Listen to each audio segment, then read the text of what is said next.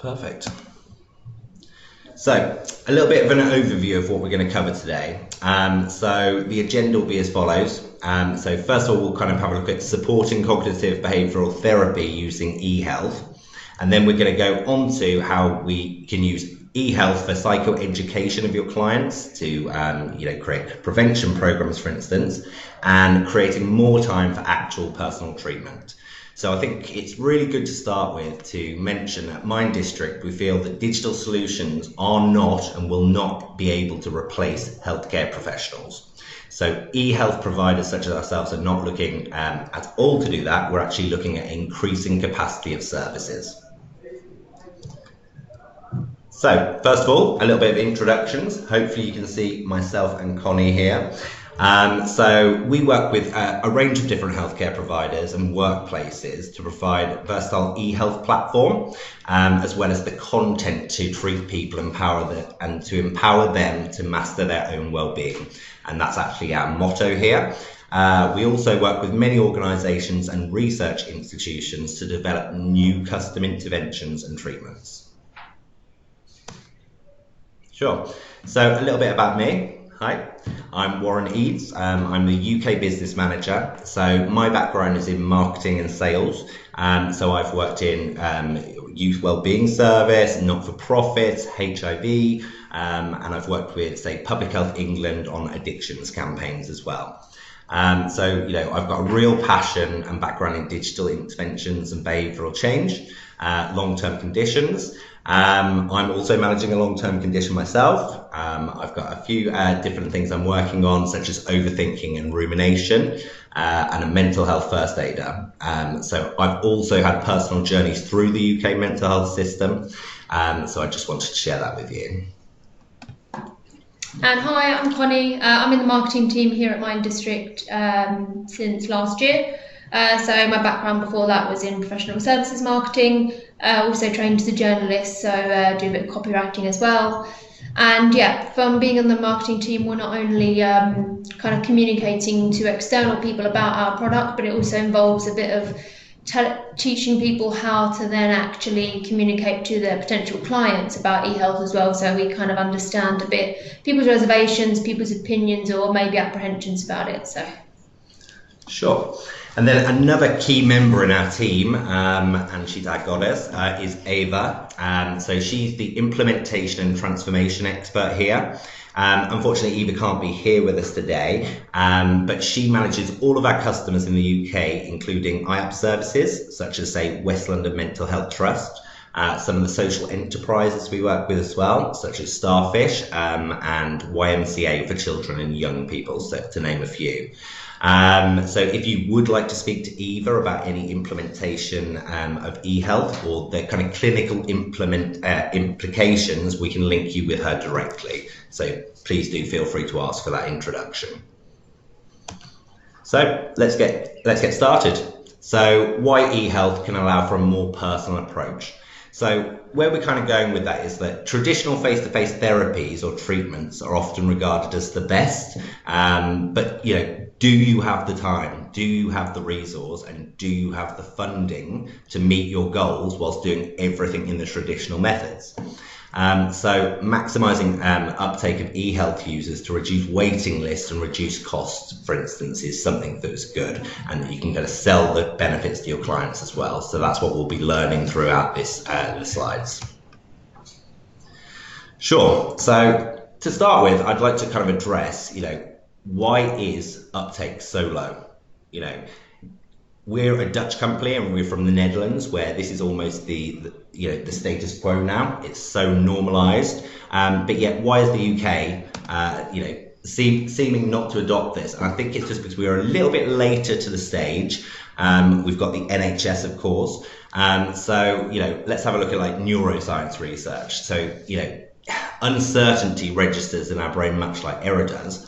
So we need to correct that. So we fear change as well because we feel like we're going to lose out on something.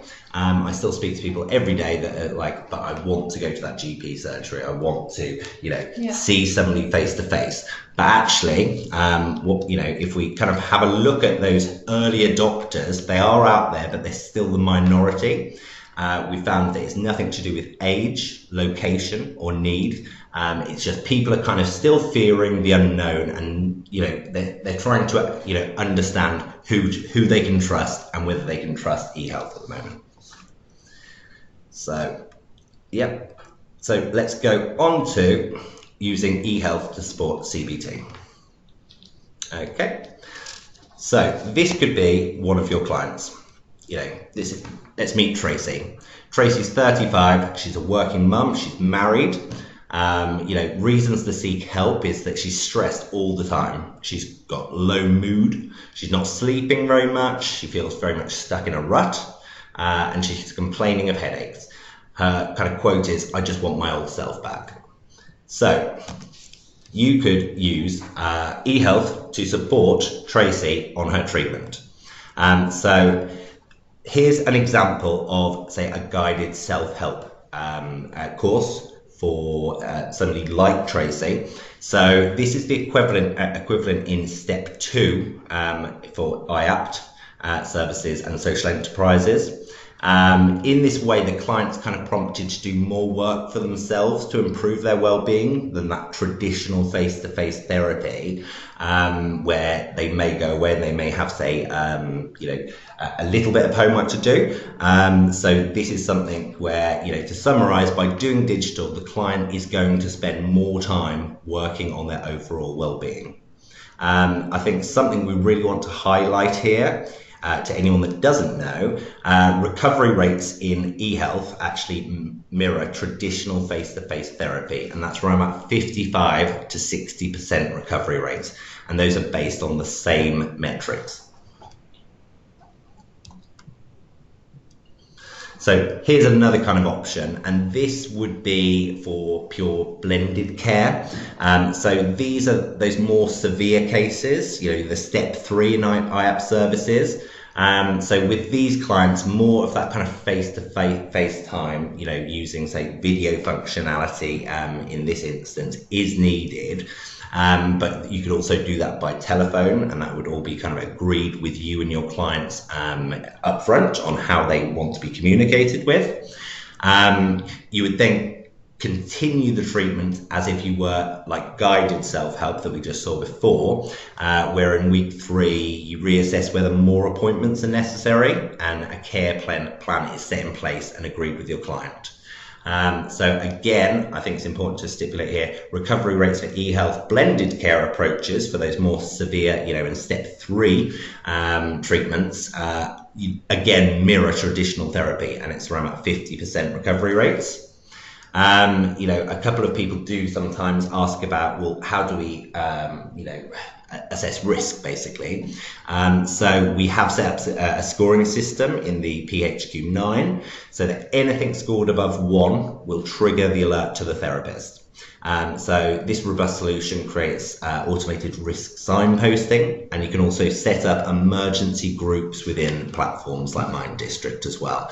So in case of, say, team absence, that somebody is always there, able to, get there very quickly if somebody is showing up as a risk to themselves or others.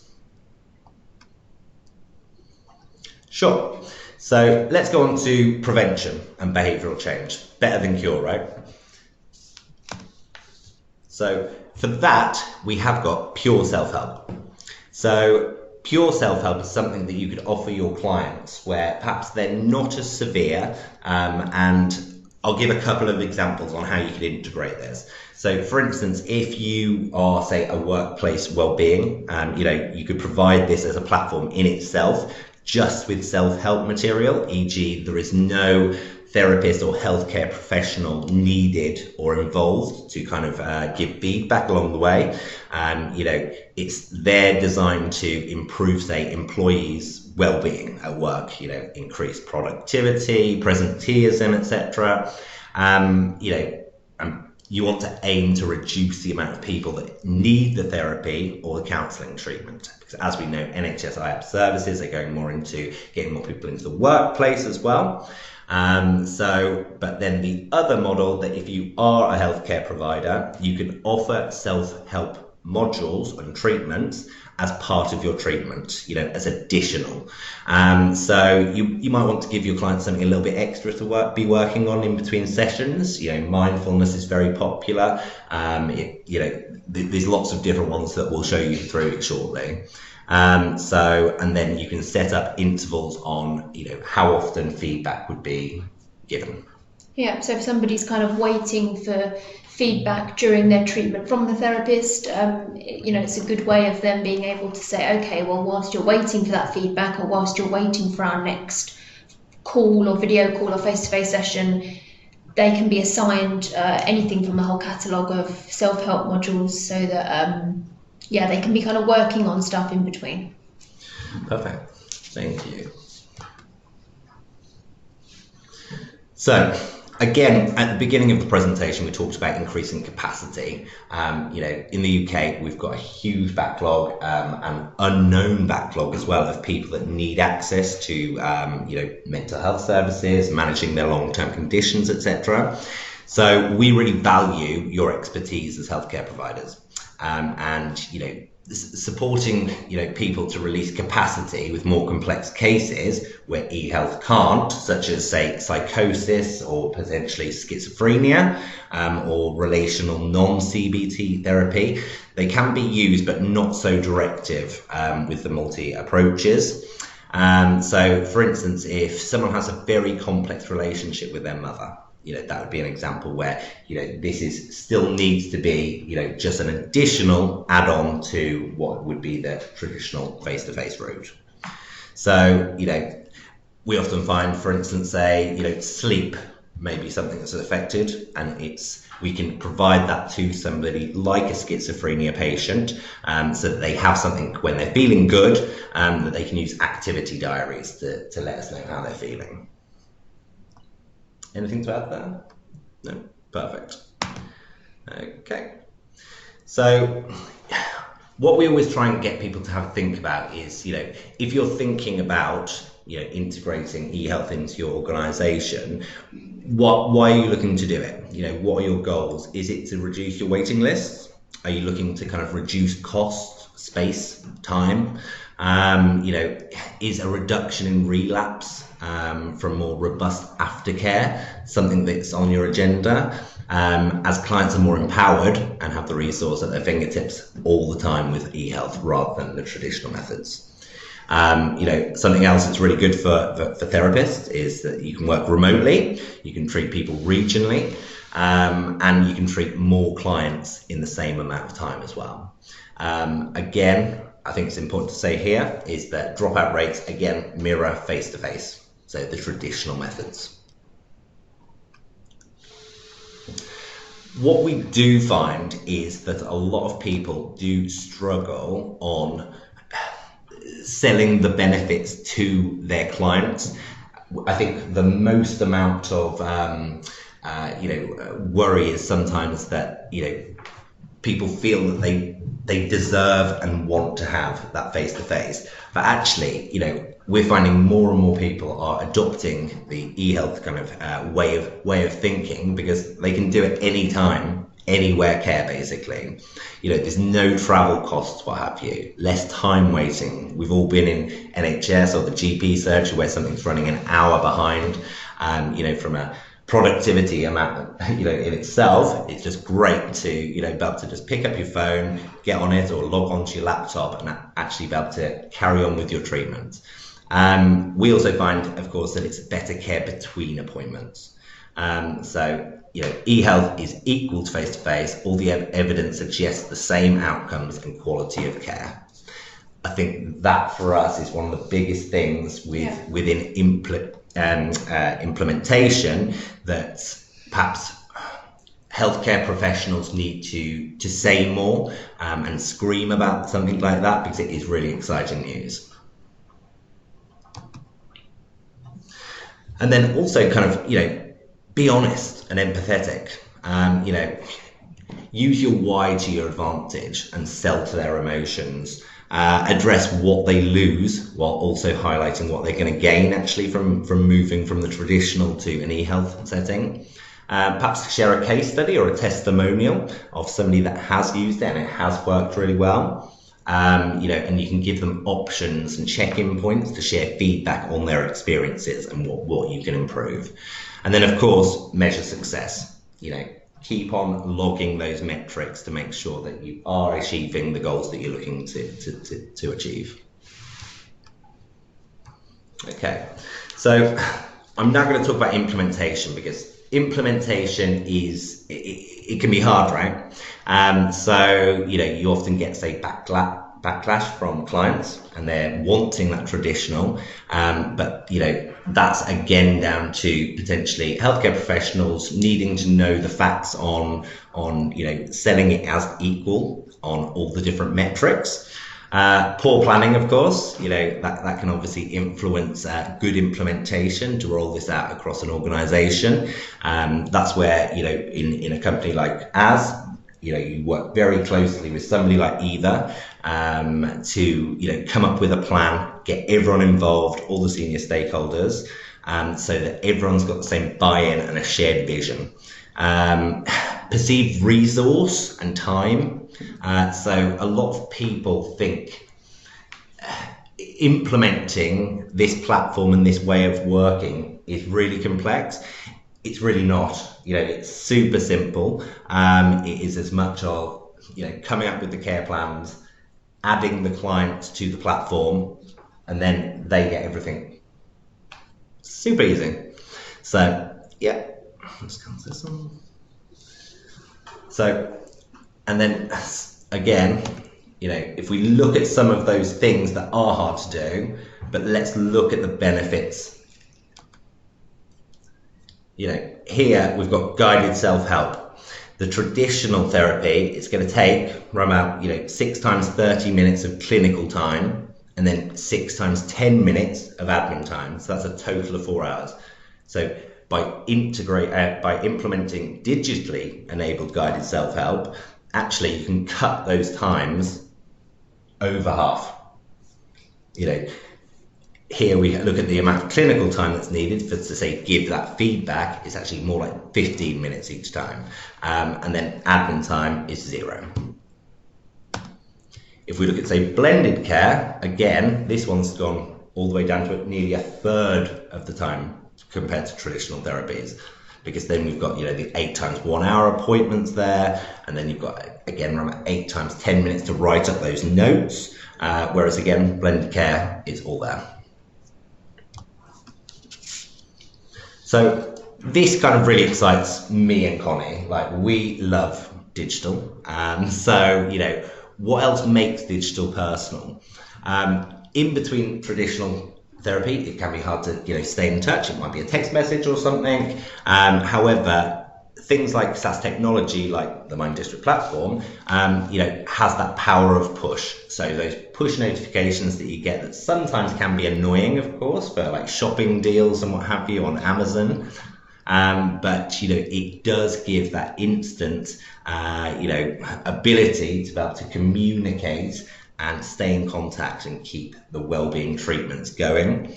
So push messages have up to around 10 times higher returns over traditional email. They increase reader engagement significantly, and they retain customers far more effectively than email. So again, human error. We're all humans, right? So technology gives us the ability to schedule activity well in advance and at scale. Some services or workplaces may have hundreds, if not thousands, of people that they want to provide well-being to. You can set up certain things such as like emails. You can set up like feedback moments, for instance, on diary entries, what have you, that kind of goes through, and it can be scheduled well in advance. So it still looks and it is personal from the beginning, but it's a lot easier to do at scale and to try and, go around the GDPR problems of accidentally sending those wrong emails and what have you. So we find that really interesting as well.